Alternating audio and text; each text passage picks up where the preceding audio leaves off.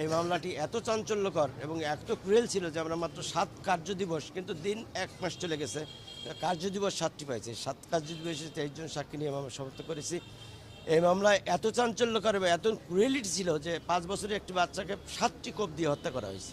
সতীনী মেয়েকে পরকীয় প্রেমের বাধা, স্বামীর সাথে ঝগড়া, বিভিন্ন কারণে হত্যা করা হয়েছে। মামলা রাষ্ট্রপক্ষ সার্বিকভাবে পরিচালনা করেছে। এই মামলা এত ক্রিয়েল, বারবার বলছে এই কারণে, এই মামলাটি জেলার আন্ডারে হলেও মহানগর পিপি কে এম ইকবাল হোসেন, মহানগর আমার জেলার এপিপি শাম্মী, ইলিয়াস খান এবং আমার পাশে যারা আছে সবাই সার্বক্ষণিক আমাকে সহযোগিতা করেছে।